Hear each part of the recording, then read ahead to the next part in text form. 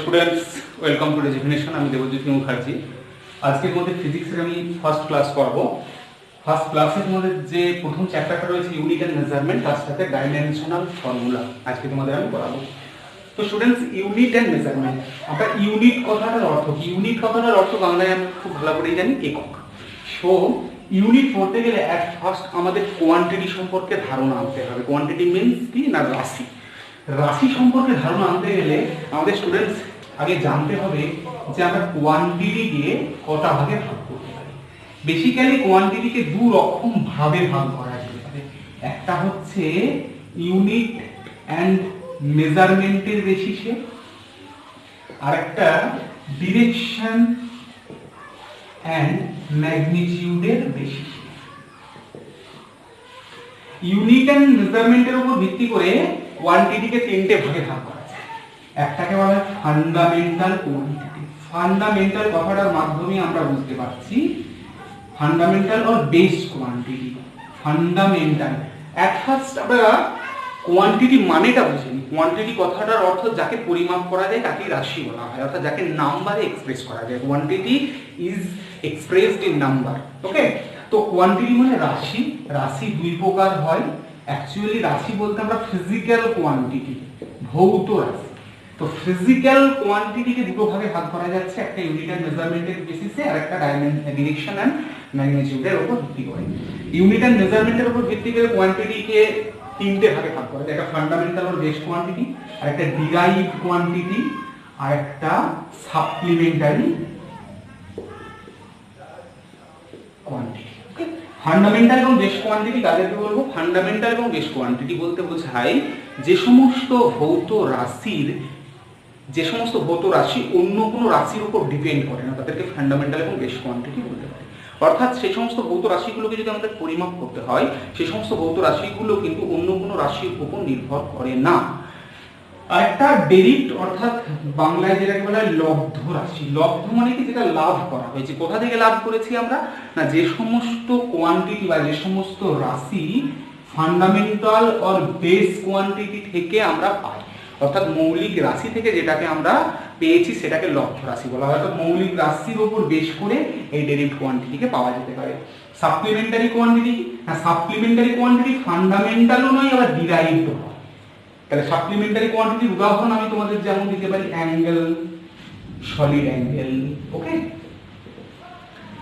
Fundamental or base quantity কোনগুলোকে বলবো? Fundamental or base quantity বলতে পারি লেন্থ, দৈর্ঘ্য। ওকে, হাইট না বললেও চলবে, লেন্থ হতে পারে ফান্ডামেন্টাল অর বেস কোয়ান্টিটি। মাস হবে, টাইম হবে। অর্থাৎ এদের এই কোয়ান্টিটিগুলো কিন্তু অন্য কোনো কোয়ান্টিটির উপর নির্ভর করে না। ডেরিভড কোয়ান্টিটি কোনগুলো? লব্ধ একক। না, লব্ধ একক কিন্তু ফান্ডামেন্টাল কোয়ান্টিটির উপর নির্ভর করে। লব্ধ একক কোনগুলোকে বলতে পারি? যেমন অ্যাক্সিলারেশন, ত্বরণ,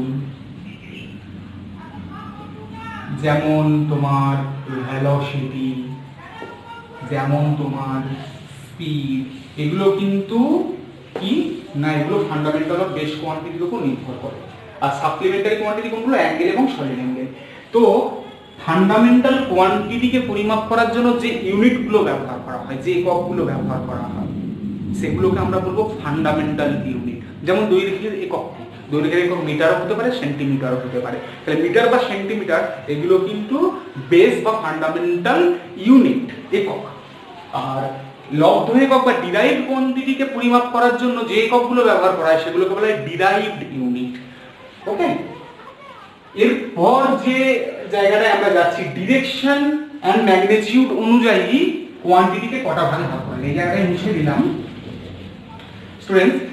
ডিরেকশন এবং ম্যাগনিটিউড, ডিরেকশন অ্যান্ড ম্যাগনিটিউডের উপর ভিত্তি করে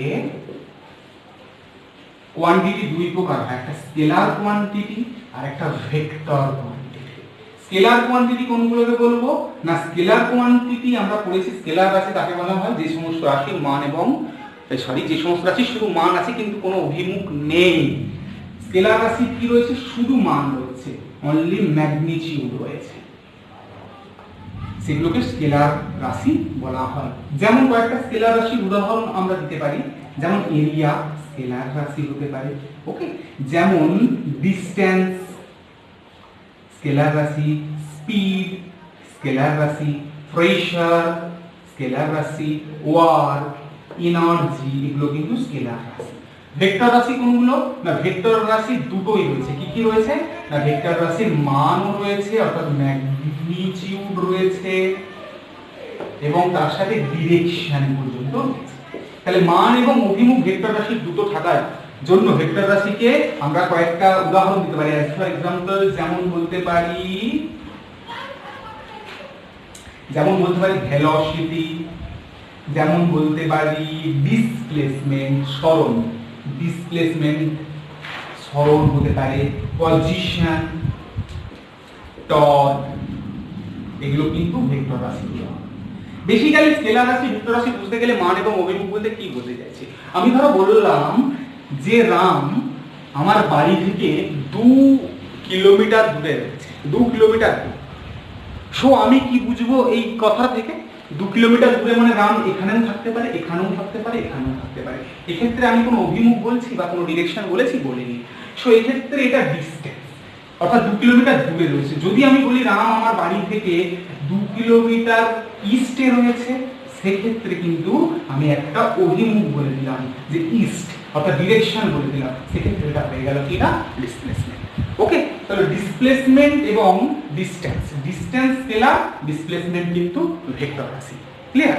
এরপর আমরা চলে যাব যেটা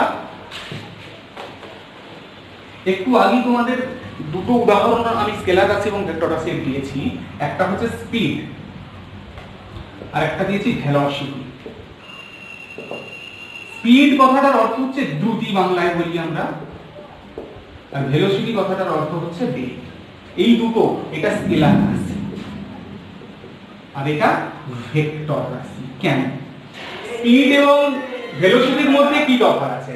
স্পিড এবং ভেলোসিটির মধ্যে তফাৎ হলো, স্পিড ধরা যাক কি হলো গো, সব গেল এতক্ষণ আমার ক্লাসটা। ধরা যাক আমি এই জায়গা থেকে এই জায়গায় গেলাম, তারপর এই জায়গা থেকে এই জায়গায় গেলাম। ওকে, এটা 3 কিলোমিটার গেলাম, এটা 4 কিলোমিটার গেলাম, এটা 3 কিলোমিটার গেলাম। তো সেক্ষেত্রে আমার যেতে ধরা যাক এইটা যেতে আমার সময় লেগেছে 2 ঘন্টা, এটা যেতে আমার সময় লেগেছে 1 ঘন্টা। ক্লিয়ার? সো এখানে আমার ডিস্টেন্সটা কত? আমি এই জায়গায় পৌঁছেছি, এইখানে ছিলাম, এই জায়গায় পৌঁছেছি, এই জায়গা থেকে এই জায়গায় গিয়ে পৌঁছেছি। আমি এই জায়গায় ছিলাম, আমার এখানে ইনিশিয়ালি এই জায়গায় ছিলাম, আমার এখানে ফাইনাল আমি এই জায়গায় গিয়ে পৌঁছেছি। সো দেখো এখানে আমি প্রথমে 4 কিলোমিটার গেছি, তারপরে 3 কিলোমিটার, টোটাল আমি গেলাম কত কিলোমিটার? 7 কিলোমিটার। তাহলে ডিসটেন্স কত হলো? না আমি দেখতে হবে যে কতটা দূরত্ব অতিক্রম করেছি। তাহলে 4 + 3 কিলোমিটার, টোটাল 7 কিমি কিন্তু ডিসটেন্স, তাই না? তো আমি 7 কিমি ডিসটেন্স আমি টোটাল 2 আর 1 3 ঘন্টায় গেছি। তাহলে 7 কিমি ডিসটেন্স আমি 3 ঘন্টায় গেছি। ওকে, এটা যদিও ভাগ করা যাবে না, আমি জাস্ট উদাহরণ সহ বলছি। তাহলে আমার স্পিড কত হয়ে গেল? না স্পিড হচ্ছে distance covered by time taken. Speed কথাটার অর্থই হচ্ছে আমি কতটা ডিসটেন্স কভার করেছি এবং কতটা টাইম নিয়েছি, সেটা আমার স্পিড। এটা কিন্তু স্কেলার রাশি, এক্ষেত্রে কোনো নির্দিষ্ট দিক বলে দেওয়া নেই যে আমি কোন দিকে গেছি। ক্লিয়ার? এই দিক থেকে এই দিক। তাহলে এর মধ্যে এটা কি না, এটা ডিসটেন্স, 4 + 3 ডিসটেন্স। বাট ডিসপ্লেসমেন্ট কোনটা? না ডিসপ্লেসমেন্ট কথার অর্থ হচ্ছে the minimum distance, minimum, that is the less distance। অর্থাৎ আমি এখানে ছিলাম, এখানে এসেছি, অর্থাৎ আমার ডিসপ্লেসমেন্ট কিন্তু এইটা। তো সেক্ষেত্রে ডিসপ্লেসমেন্ট এটাকে কিন্তু একটা নির্দিষ্ট অভিমুখ রয়েছে। আমি এখান থেকে এখানে এসেছি, এটা সাপোজ 5 কিলোমিটার। 5 কিলোমিটার সাপোজ নয়, এটা 4 যদি হয়, এটা 3 যদি হয়, পিথাগোরাসের থিওরি অনুযায়ী আমরা জানি যে এটা যদি অতিভুজ হয় √4² + 3² √4² + 3² = 5², মানে 5 = 5।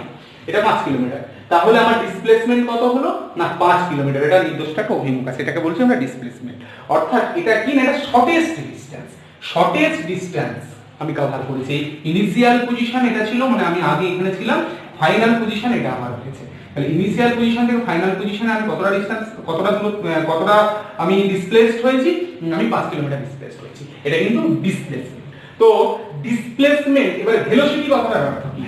স্পিড মানে হলো ডিসটেন্স বাই টাইম, একটু আগে বললাম। আর ভেলোসিটি কথাটার অর্থ হচ্ছে ডিসপ্লেসমেন্ট বাই টাইম,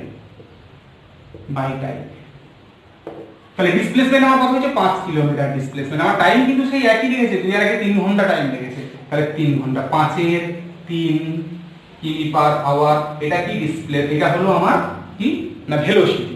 আগেরটা কি ছিল 7/3, এটা কি ছিল স্পিড ছিল। তাহলে একটা জিনিস খেয়াল রাখো, স্পিডের চেয়ে কিন্তু ভেলোসিটি কম, তাই না? এবার আরেকটা জিনিস লক্ষ্য রাখছি আমরা, ধরা যাক আমি এই জায়গা থেকে এই জায়গা 4 কিলোমিটার রাস্তা আমি 2 ঘন্টায় গেছি, তাহলে আমার ডিসটেন্স কত? আমার না 4 কিলোমিটার আমি 2 ঘন্টায় গেছি, এখান থেকে এখানে গেছি 4 কিলোমিটার 2 ঘন্টায়, তাহলে আমার স্পিড কত? না স্পিড হলো 2 কিলোমিটার পার আওয়ার। তাহলে ভেলোসিটি যদি বের করতে যাই, তাহলে আমাকে যদি বলা হয় আমি এ পয়েন্ট থেকে বি পয়েন্ট গেছি, এ পয়েন্ট থেকে বি পয়েন্ট, অর্থাৎ আমরা ইস্টে গেছি, একটা ডিরেকশন মেনশন করে দিলাম, 4 কিলোমিটার রাস্তা। ওকে, তাহলে এই 4 কিলোমিটার রাস্তা আমি 2 ঘন্টাতেই গেছি, তাহলে আমার ভেলোসিটি কি হয়ে গেল? না এটাও 2 কিমি পার আওয়ার, এটা ভেলোসিটি। তাহলে স্পিড এবং ভেলোসিটি এই ক্ষেত্রে কি হয়ে গেল? না ইকুয়াল, কারণ এটা ইউনিডিরেকশনাল ছিল। ক্লিয়ার? তাহলে স্পিড এবং ভেলোসিটি কিন্তু ইকুয়াল হতে পারে এবং ভেলোসিটি স্পিডের চেয়ে কম হতে পারে। ওকে, এবার আমি ধরা যাক এখান থেকে এখানে এলাম 2 কিলোমিটার, এখান থেকে এখানে এলাম 1 কিলোমিটার, এখান থেকে এখানে এলাম 2 কিলোমিটার, আবার এখান থেকে এখানে এলাম 1 কিলোমিটার। এক্ষেত্রে আমার ডিসটেন্স কত কভার করেছি আমি? না ডিসটেন্স হলো 2 আর 2 4 আর 2 6 কিলোমিটার। ওকে, আমি ধরে নিলাম আমার টোটাল টাইম লেগেছে 2 আওয়ার্স, তাহলে সেক্ষেত্রে আমার স্পিড কত হয়ে গেল? এখানে স্পিড হয়ে গেল 6/2 3 কিমি পার আওয়ার। সো আমি এই জায়গায় ছিলাম, এখানে গেছি, এখানে গেছি, এখানে গেছি, এখানে গেছি। দেখো আমার ইনিশিয়াল পজিশন কত ছিল? ইনিশিয়াল পজিশন কোথায় ছিল? এখানে ছিল। তারপর আমি কি করেছি? মুভমেন্ট করতে শুরু করেছি, ইস্টে গেছি, তারপরে সাউথে গেছি, তারপরে এদিকে গেছি, তারপরে এইদিকে গেছি, এসে আবার এই জায়গাতেই এসে উপস্থিত হয়েছি। তাহলে এটাই আমার কি হয়ে গেল? না ফাইনাল পজিশন। তাহলে ইনিশিয়াল পজিশন এবং ফাইনাল পজিশন দুটোই কি একই স্থান। অতএব একই স্থানে যদি ইনিশিয়াল পজিশন এবং ফাইনাল পজিশন হয়, তাহলে আমার ডিসপ্লেসমেন্ট কি? 0। ডিসপ্লেসমেন্ট কি হলো এখানে? 0, তাই না? তাহলে ডিসপ্লেসমেন্ট যেহেতু 0, তাহলে ভেলোসিটি কি হবে? না velocity is equal to 0 by আমার টাইম লেগেছে কত? 2 কিলোমিটার পার, 2 ঘন্টা সময় লেগেছে, তাহলে 2 আওয়ার। এখানে ভেলোসিটি ইজ ইকুয়াল টু 0। এ শূন্য। সো এখানে আমরা কিন্তু স্পিড এবং ভেলোসিটির মধ্যে তফাৎটা বুঝতে পারলাম। নেক্সট এবার আমরা যে জায়গাগুলো আলোচনা করব, ইউনিট এবং মেজারমেন্ট কি কি পদ্ধতিতে আমাদের একক, মানে কি কি পদ্ধতিতে একক গঠন করা হয়। যেমন এখানে কয়েকটা পদ্ধতি রয়েছে, আমরা আগে পড়েছি CGS system, MKS system, FPS system, SI পদ্ধতি। সিজিএস সিস্টেম অর্থাৎ সিজিএস পদ্ধতিতে centimetre, C for centimetre, G for gram, S for second. Centimetre, gram, second, অর্থাৎ সেন্টিমিটার লেন্থের একক, গ্রাম মাসের একক, সেকেন্ড টাইমের একক। এমকেএস পদ্ধতিতে মিটার, কিলোগ্রাম, সেকেন্ড, লেন্থের একক, মাসের একক, টাইমের একক। এফপিএস পদ্ধতিতে ফুট, পাউন্ড, সেকেন্ড, লেন্থের একক, মাসের একক, সময় একক। এই যে তিনটে পদ্ধতি আমরা দেখতে পাচ্ছি, এই তিনটে পদ্ধতির মধ্যে সিজিএস পদ্ধতিকে গজিয়ান সিস্টেম বলা হয়। GAUSSIAN, Gaussian system. পরীক্ষায় প্রশ্ন এসেছে যে সিজিএস সিস্টেমকে কি সিস্টেম বলা হয়ে থাকে? গজিয়ান সিস্টেম। সিজিএস এবং এমপিএস সিস্টেমকে একত্রে বলা হয় মেট্রিক পদ্ধতি, মেট্রিক সিস্টেম। মনে রাখতে হবে এই জায়গাগুলো। এফপিএস পদ্ধতিটাকে বলা হয় British system, British system. Clear? আর এটা হলো স্ট্যান্ডার্ড একটা সিস্টেম, এসআই পদ্ধতি, যেটা সর্বজনগ্রাহ্য পদ্ধতি। বর্তমানে এসআই পদ্ধতিতে বেশি ব্যবহার করা হয়, যেটা ওই এমকেএস পদ্ধতিটাই মডিফাই হয়ে এখন বর্তমানে এসআই পদ্ধতিতে পরিণত হয়েছে। ক্লিয়ার? এরপর আমাদের যে ব্যাপারটা নিয়ে আলোচনা করব, এটা হলো ইউনিট অফ লেন্থ। পরীক্ষায় প্রায় ইউনিট অফ লেন্থ। লেন্থের দু ধরনের ইউনিট হয়, একটা হয় বড় ইউনিট,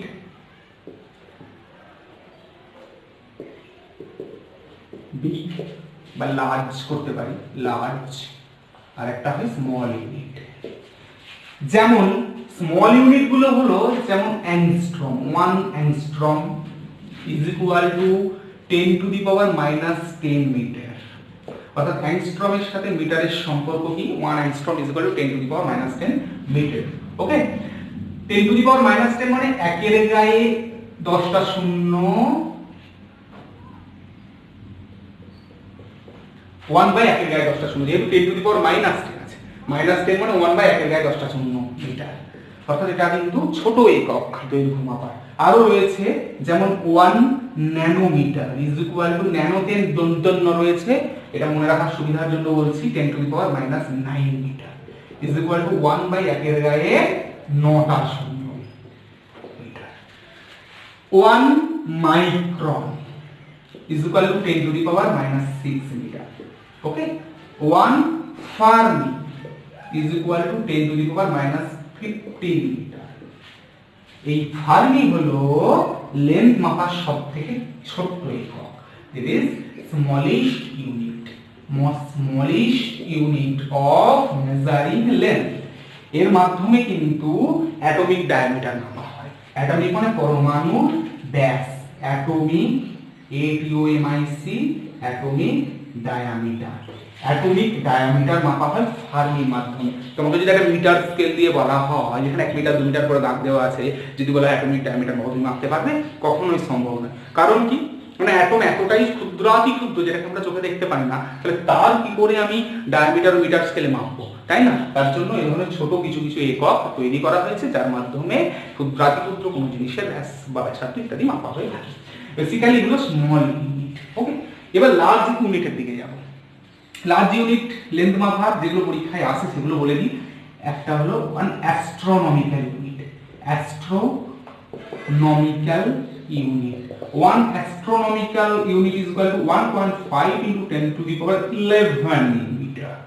দেখো, আগে এগুলো সব মাইনাস ছিল পাওয়ারে, এখানে পাওয়ারে কিন্তু প্লাস পজিটিভ রয়েছে। AU বলা হয় এটাকে, 1 অ্যাস্ট্রোনমিক্যাল ইউনিট। তারপরে কি রয়েছে, 1 লাইট ইয়ার, আলোকবর্ষ, is equal to 9.46 into 10 to the power 15 meter। 9.46 মানে নিয়ার অ্যাবাউট 10, মানে 10 এর কাছাকাছি। তাহলে 10 টু দি পাওয়ার 15 এর সাথে আমি যদি এটাকে 10 ধরে নিই, তাহলে 10 to the power 1 into 10 to the power 15 metre.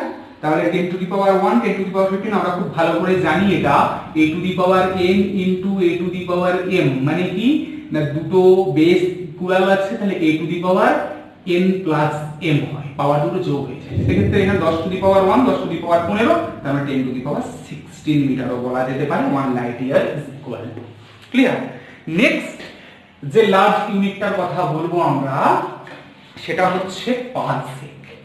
1 parsec is equal two 3.26 light year, মানে লাইট ইয়ারে 3.26 গুণ। এবং এটাকে যদি মিটারে কনভার্ট করি আমি, তাহলে হবে 3.083 into 10 to the power 16 metre. এটাও পরীক্ষায় অনেক সময় আসে 1 পারসেক ইজ ইকুয়াল টু কত মিটার। এটা কিন্তু greatest unit of measuring length, দৈর্ঘ্য মাপার সবচেয়ে বড় একক। পরীক্ষায় আসে আলোকবর্ষ কি মাপার একক, দৈর্ঘ্য মাপার একক। তোমার পারসেক কি মাপার একক, দৈর্ঘ্য মাপার একক। তাহলে গ্রহ নক্ষত্রের মধ্যে দূরত্ব বা স্টারের মধ্যে স্টারের সাথে স্টারের দূরত্ব ইত্যাদি মাপার জন্য কিন্তু এই ইউনিটটা ব্যবহার করা হয়ে থাকে, ক্লিয়ার? এরপর আমরা চলে যাব dimension and dimensional ফর্মুলাতে।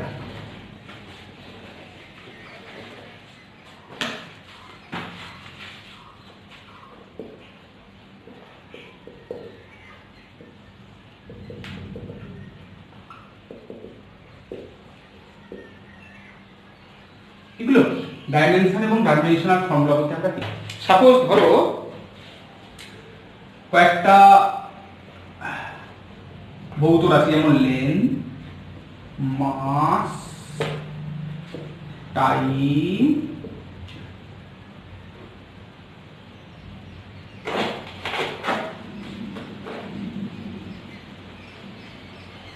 Electric current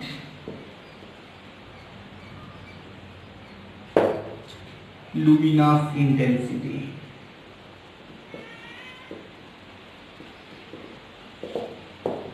এগুলো সমস্তই কিন্তু একটা করে ফিজিক্যাল কোয়ান্টিটি, সেই সঙ্গে এগুলো ফান্ডামেন্টাল কোয়ান্টিটি, তাই না?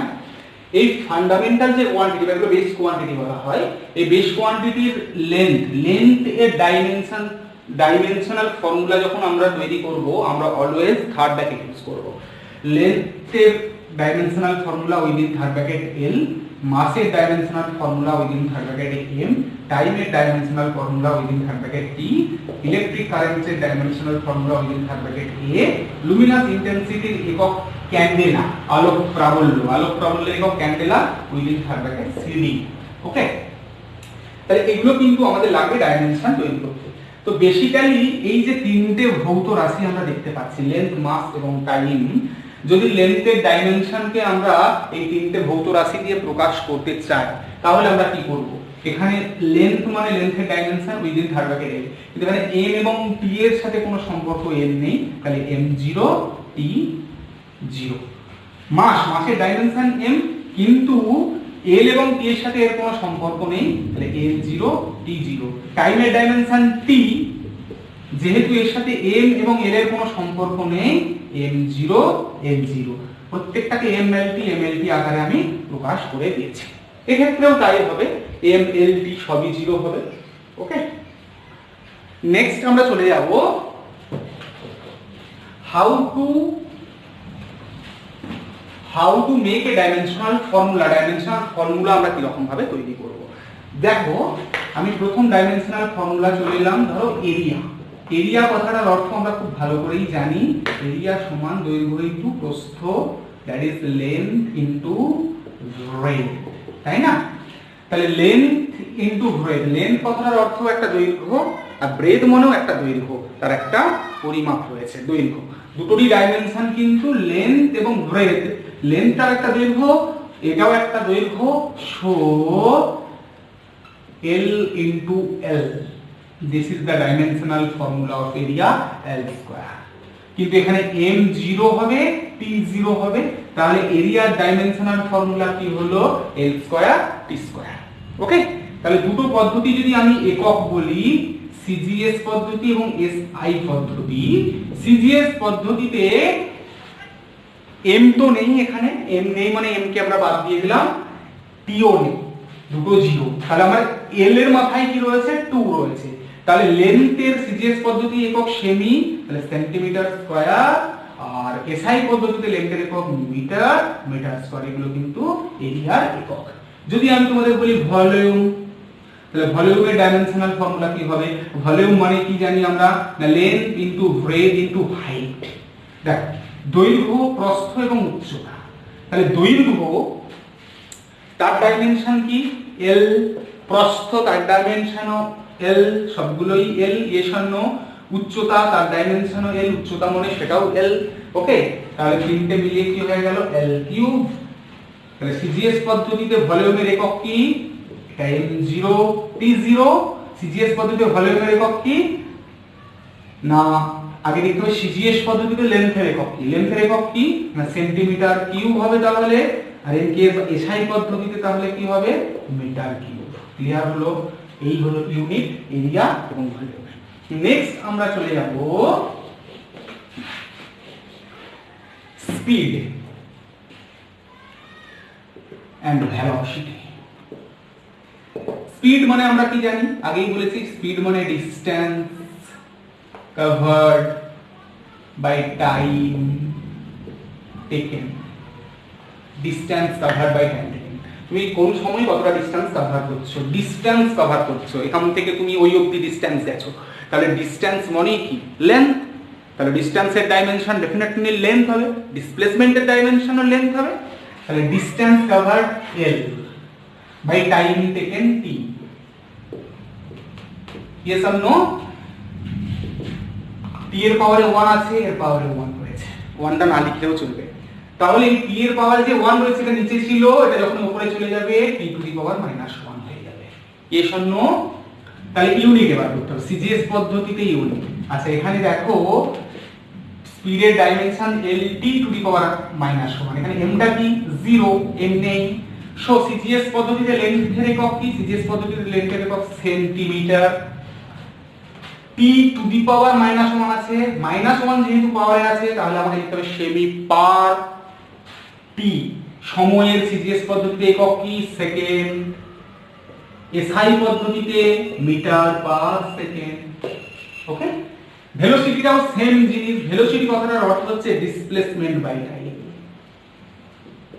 অর্থাৎ সময়ের পরিপ্রেক্ষিতে সরণ। ডিসপ্লেসমেন্ট মানে কি না সরণ। তাহলে ডিসপ্লেসমেন্ট বাই টাইম একই জিনিস। ডিসপ্লেসমেন্ট মানেও লেন্থ, টাইম মানে টি। তাহলে সেই lt টু দি পাওয়ার -1 এবং ইউনিট গুলো কিন্তু সেম হবে এখানে। ক্লিয়ার? এরপর আমরা চলে যাব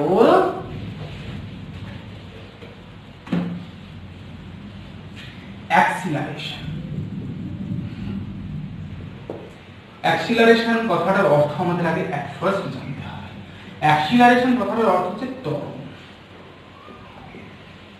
ওকে, ত্বরণ।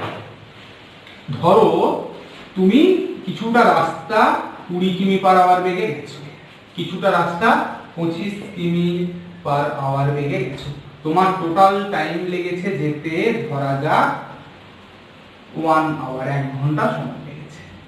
সো তোমার অ্যাক্সিলারেশন কি না? অ্যাক্সিলারেশন কথাটার অর্থ হচ্ছে final velocity minus initial velocity by time. অর্থাৎ final velocity minus initial velocity, অর্থাৎ final minus initial. Final V যদি হয়, ইনিশিয়াল যদি ইউ হয়, তার পরিপ্রেক্ষিতে time. That is called acceleration. That is called acceleration, তাই না? তাহলে ফাইনাল ভেলোসিটি তোমার কত? ফাইনাল ভেলোসিটি 25 কিমি পার আওয়ার। ইনিশিয়াল কত ছিল? 20। তাহলে 25 মাইনাস 20 বাই টাইম তোমার লেগেছে 1 আওয়ার। তাহলে 5 বাই 1, তাহলে 5 কিমি পার আওয়ার। এটা কি তোমার না? এটা হচ্ছে তোমার অ্যাক্সিলারেশন। তাহলে অ্যাক্সিলারেশনের সংজ্ঞা কি না? Change in velocity. Change in velocity, change হয়েছে তোমার ভেলোসিটিটা। এদিকে তাকাও, ভেলোসিটিটা চেঞ্জ। এটা ডিরেকশন আছে। ভেলোসিটি মানে কি? ডিরেকশন রয়েছে, অর্থাৎ তুমি এই ডিরেকশনে যাচ্ছ, এই ডিরেকশনে যাচ্ছ। তাহলে ভেলোসিটি তোমার 20 কিমি পার আওয়ার ছিল, তার 25 কিমি পার আওয়ার। তাহলে velocity change, change in velocity by time. This is called acceleration. তাহলে অ্যাক্সিলারেশনের ডাইমেনশনাল ফর্মুলা কি হবে?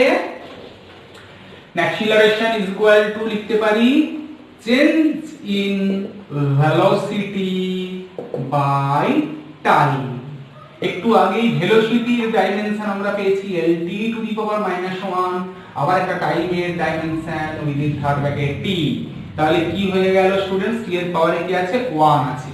তাহলে এই t এর পাওয়ারে 1 টা উপরে উঠে গিয়ে -1 হয়ে গেল। তাহলে কি হয়ে যাবে? lt টু দি পাওয়ার -1 ছিল, আরেকটা -1 গিয়ে lt টু দি পাওয়ার -2 করে দিল অ্যাক্সিলারেশন বা ত্বরণের ডাইমেনশনাল ফর্মুলা। তো সেক্ষেত্রে সিজিএস পদ্ধতিতে ত্বরণের একক কি হবে? সিজিএস পদ্ধতিতে ত্বরণের একক হবে এখানে এমটা কি 0।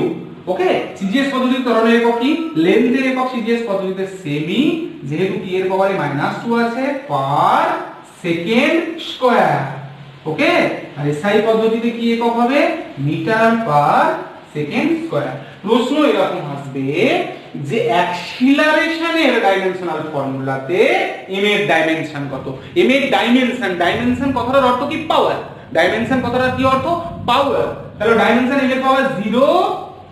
অ্যাক্সিলারেশনের ডাইমেনশনাল ফর্মুলাতে l এর ডাইমেনশন কত? l এর ডাইমেনশন 1, t এর ডাইমেনশন কত? -2। ডাইমেনশন মানে পাওয়ার, সব সময় মনে রাখবে। ডাইমেনশন কথাটার অর্থ হচ্ছে পাওয়ার।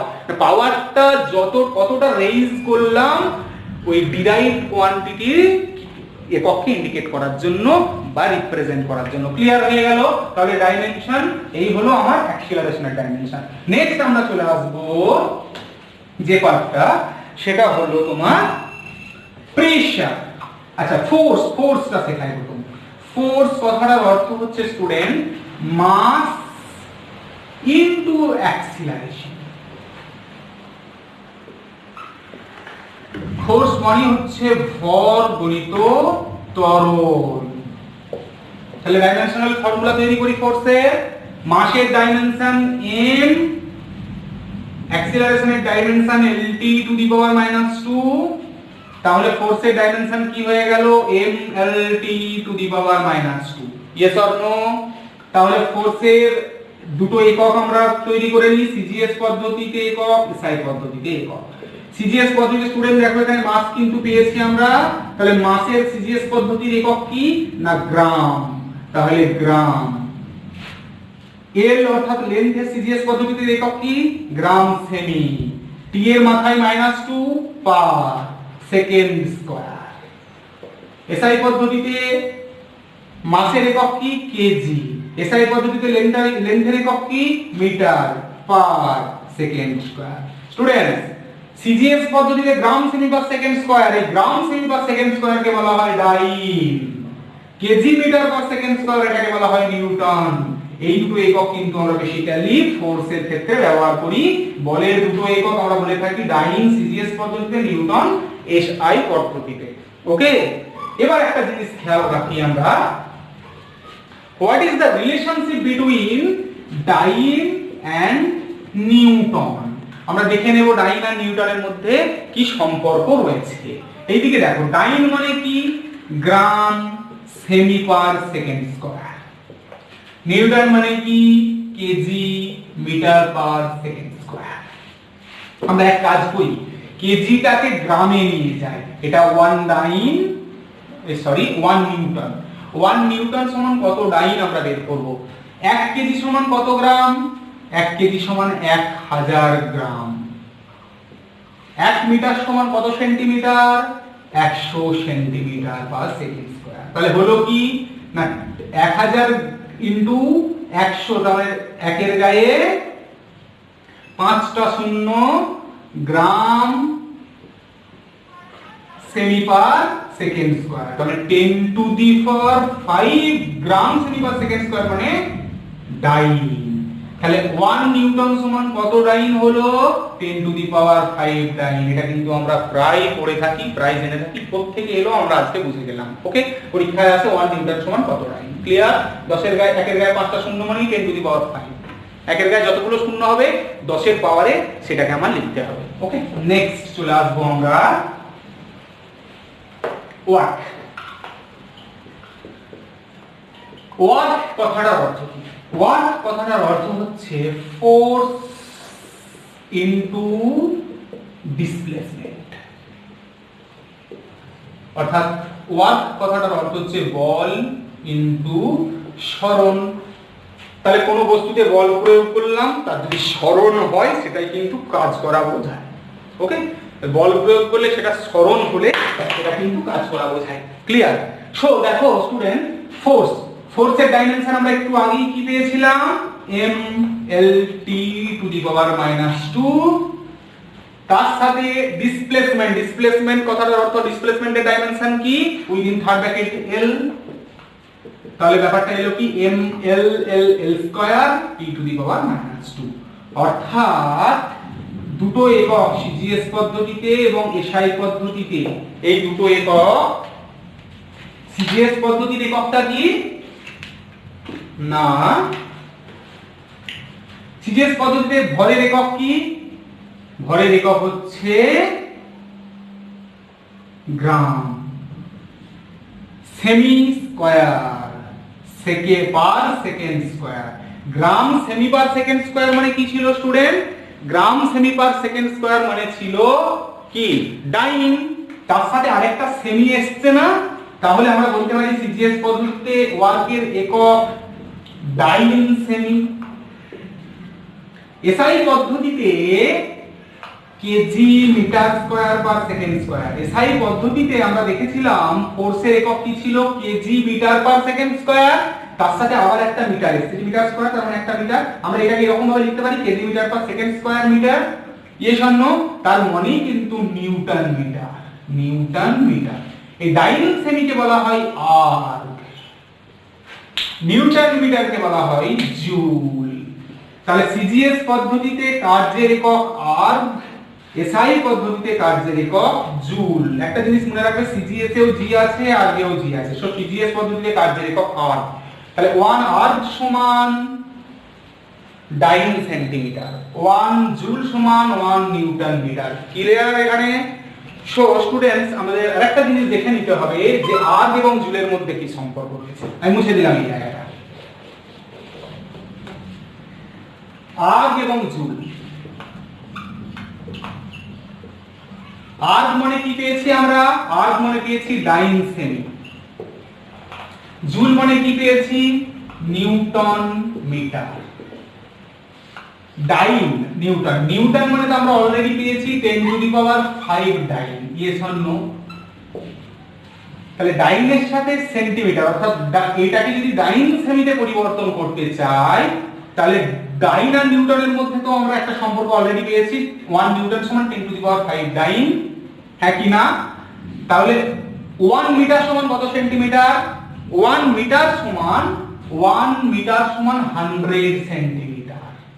তাহলে হলো কি 10 টু দি পাওয়ার 7 ডাইন সেমি। That is 10 to the power 7 dyne সেমি মানে আর। অর্থাৎ 1 জুল সমান 10 to the power 7 erg. Clear হলো স্টুডেন্ট? তাহলে ডাইন এবং নিউটন, আর্গ এবং জুলের মধ্যে আমরা সম্পর্ক বুঝতে পারলাম। ক্লিয়ার? এরপর তোমাদের আমি একটা জিনিস নিয়ে আলোচনা করব। আমি এবার প্রত্যেকটা ক্লাসে তোমাদের ডাইমেনশন নিয়ে আলোচনা করতে পারবো, বিভিন্ন ক্লাসে যখন বিভিন্ন ব্যাপার নিয়ে আলোচনা হবে। এবার যেটা নিয়ে আলোচনা হবে সেটা হলো dimension less quantity.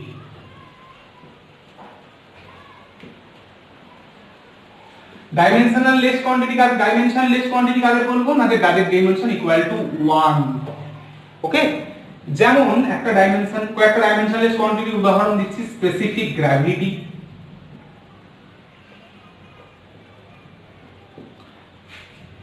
Relative density, আপেক্ষিক ঘনত্ব রিলেটিভ ডেনসিটি, স্ট্রেন, অ্যাঙ্গেল,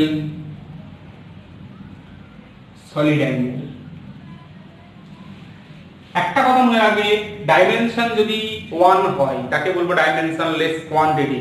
আর যে কোয়ান্টিটির ডাইমেনশন নেই, বেসিক্যালি সেই কোয়ান্টিটির কোনো একক থাকবে না।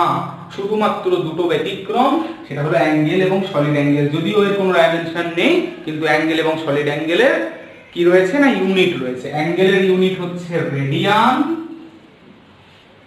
সলিড অ্যাঙ্গেলের ইউনিট হচ্ছে স্টিরেডিয়ান। আমি একটু বলে দিচ্ছি তোমাদের যে ডাইমেনশনলেস কোয়ান্টিটি কিভাবে আসছে। আমি রিলেটিভ ডেনসিটিটাকে নিয়ে যদি তোমাদের বোঝাই, রিলেটিভ ডেনসিটি কথাটার অর্থ কি? রিলেটিভ ডেনসিটি কথাটার অর্থ হচ্ছে density of a substance by density of water at 4 degree C temperature. অর্থাৎ কোন একটি বস্তুর ঘনত্ব জলের 4 ডিগ্রি সেন্টিগ্রেড ঘনত্বের তুলনায় যত গুণ ভারী বা যত গুণ বেশি তাকে তার রিলেটিভ ডেনসিটি বলা হয়। তো সেই বস্তুটার কত ঘনত্ব আমার দেখার দরকার নেই, 4 ডিগ্রি সেন্টিগ্রেড উষ্ণতায় জলের কত ঘনত্ব আমার দেখার দরকার নেই। কিন্তু একটা জিনিস আমি জানি যে দুটো জায়গাটি এই ডেনসিটি নামক কথাটা রয়েছে। সেক্ষেত্রে মাত্রা যদি দুটোর আমি বসাই, ডেনসিটির মাত্রা আমরা কি পেয়েছিলাম না, ডেনসিটির মাত্রা হচ্ছে ml টু দি পাওয়ার -3। একটু বলে দিই, ডেনসিটিটা তোমাদের বলা হয়নি। ডেনসিটির মাত্রা হচ্ছে, ডেনসিটি কথাটার অর্থ ঘনত্ব, ঘনত্ব কথাটার অর্থ হচ্ছে mass by volume, mass by volume. Mass কথাটার অর্থ within third bracket l, volume আগেই করেছিলাম l কিউব, তার মানে ml টু দি পাওয়ার -3। অর্থাৎ এই দুটো একক সিজিএস পদ্ধতিতে কি হবে, সেন্টিমিটার পার মিটার, গ্রাম পার সেমি কিউব। এসআই পদ্ধতিতে হবে কেজি পার মিটার কিউব। হ্যাঁ কি না, দুটো একক। তাহলে ডেনসিটির একক ml টু দি পাওয়ার -3। আর এক্ষেত্রেও ডেনসিটির মাত্রা, এক্ষেত্রেও ডেনসিটির মাত্রা একই হবে ml টু দি পাওয়ার -3। দুটো জায়গাতে ডেনসিটি নামক কথাটা বলা আছে। তাহলে দুটো মাত্রা এদিক এদিক, অর্থাৎ উপরেও যা নিচেও যা, দুটো ক্যান্সেল আউট হয়ে গিয়ে এর এই দুটোর তোমার মাত্রা কি হয়ে গেল, অর্থাৎ রিলেটিভ ডেনসিটির মাত্রা কি হয়ে গেল এখানে 1।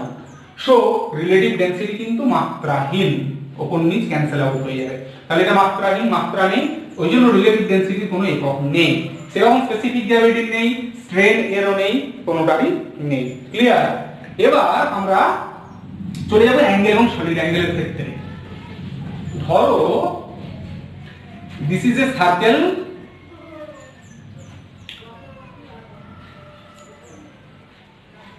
এইগুলো বৃত্তের ব্যাসার্ধ, এটা একটা অ্যাঙ্গেল থিটা, এটা হচ্ছে আর্ক, যেটাকে আমি এস বলতে পারি। অর্থাৎ অ্যাকর্ডিং টু দ্য ফর্মুলা বৃত্তের arc is equal to S সমান আর থিটা, এটা একটা ফর্মুলা আছে, এস সমান R theta, R into theta, theta মানে অ্যাঙ্গেল। তাহলে আমরা এখানে কি বলতে পারি, আর থিটা সমান এস ঘুরিয়ে লিখলাম, থিটা সমান এস বাই আর। এস মানে কি, এস কথাটার অর্থ হচ্ছে আর মানে বৃত্তচাপের দৈর্ঘ্য, বৃত্তচাপের দৈর্ঘ্য, আর মানে কি ব্যাসার্ধ, রেডিয়াস। দেখো বৃত্তচাপের দৈর্ঘ্য, দৈর্ঘ্য মানে তার ডাইমেনশন কি হবে, উইদিন থার্ড ব্র্যাকেট এল, আর ব্যাসার্ধ, ব্যাসার্ধ মানেও তার ডাইমেনশন এল ই হবে, এটাও একটা লেন্থ, ইয়েস আর নো, উইদিন থার্ড ব্র্যাকেট এল, এল এল ক্যান্সেল আউট হয়ে 1, তাহলে অ্যাঙ্গেলের ডাইমেনশন কি হয়ে গেল 1, তাহলে অ্যাঙ্গেলের ডাইমেনশন নেই কিন্তু তার একক রয়েছে, অ্যাঙ্গেলের একক হলো রেডিয়ান। সেই রকমই সলিড অ্যাঙ্গেলের একক হবে স্টিরেডিয়ান। ক্লিয়ার? তো আমরা স্টুডেন্টস মোটামুটি এই অবধি বুঝতে পারলাম ডাইমেনশন কিভাবে তৈরি করতে হয়।